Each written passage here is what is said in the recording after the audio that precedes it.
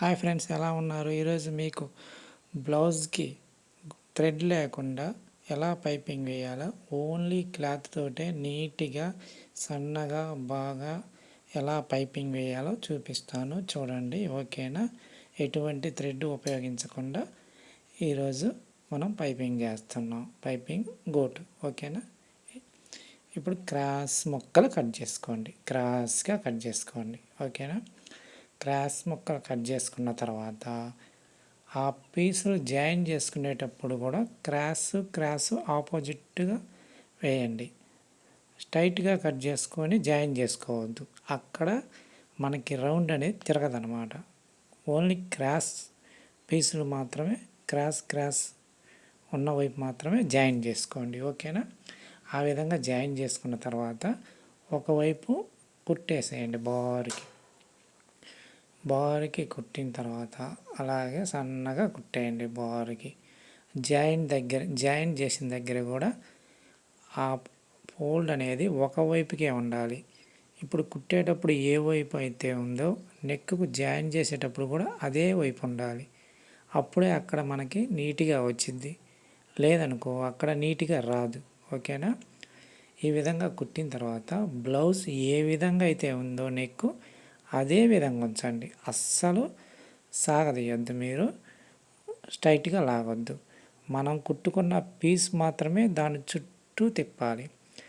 Blouse మాత్రం ఎట్టి పరిస్థితుల్లో మీరు స్ట్రైట్గా లాగొద్దు. ఆ పీస్ని మాత్రమే నెక్ చుట్టూరు తిప్పేయండి. ఒక పావించ ఖర్చు పెట్టుకొని నెక్ చుట్టూ రౌండ్ దగ్గర తిరగనప్పుడు కొంచెం వెనక పాదం అలా లేపుకొని చిన్నగా కొంచెం రౌండ్ తిప్పేయండి. నెక్ మాత్రం అస్సలు తిప్పొద్దు. నెక్ ఏ విధంగా అయితే ఉందో అదే విధంగా ఉంచండి. మనం కుట్టుకున్న పీస్ని మాత్రమే దాని చుట్టూ తిప్పుకొని రావాలన్నమాట. అప్పుడు మనకి పర్ఫెక్ట్గా వచ్చింది అనమాట. ఆ విధంగా కుట్టిన తర్వాత కొంచెం కుట్టు తగలకుండా కట్ చేయండి మూలలు. ఆ క్రాస్ దగ్గర కరెక్ట్గా కొంచెం కట్ చేయండి. కట్ చేసినప్పుడు మనం తిప్పేటప్పుడు అది పర్ఫెక్ట్గా తిరిగిద్ది అనమాట, లేదనుకో తిరగదు. తర్వాత చుట్టూ ఫోల్డ్ చేయండి బాగా, లేకపోతే ఐరన్ బాక్స్ ఉంటే ఐరన్ చేసుకోవచ్చు. ఓకేనా?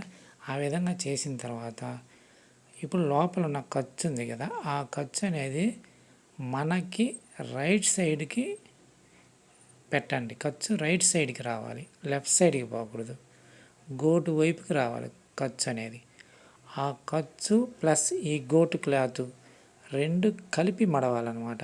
అప్పుడు ఆ ఖర్చు అనే లోపల ఉన్న ఖర్చు సగం కొంచెం ఒక పాయింట్ ఈ గోటు క్లాత్ కింద కలిసిద్ది అనమాట, యాడ్ అయ్యేసరికి అక్కడ మనకి కొంచెం స్టిప్గా వచ్చింది అనమాట. అదే లెఫ్ట్ సైడ్కి పెట్టామనుకో ఖర్చు, ఈ గోట్లో స్టిప్గా రాదనమాట. అందుకని రైట్ సైడ్కి పెట్టి ఖర్చు, గోటు క్లాత్ రైట్ సైడ్కి పెట్టిన ఖర్చు రెండు కలిపి మడిసేసరికి మనకి ఆ గోటు అనేది పైపింగ్ వేసినట్టుగా లోపల థ్రెడ్ వేసినట్లు కనపడుతుంది అనమాట. ఆ విధంగా ఆ గోటు పక్కనే మనం పైపింగ్ వేసే దాని పక్కనే పడాలి కుట్టు. అప్పుడు మళ్ళీ లూజ్ రాకుండా కరెక్ట్గా ఉంటుంది అనమాట. ఆ విధంగా మొదట కుట్టుకున్న తర్వాత సెకండ్ కుట్టేసేటప్పుడు ఈ బ్లౌజ్ తిప్పేసి ఈ రౌండ్ ఉంది కదా, ఆ రౌండ్ దగ్గర వెనక ఒక హ్యాండ్ వేసి లాగేయండి. అక్కడ లాగినప్పుడు మనకి రౌండ్ కరెక్ట్గా నిలబడుతుంది అనమాట. ఆ రౌండ్ దగ్గర ఖచ్చితంగా లాగండి. ఓకేనా?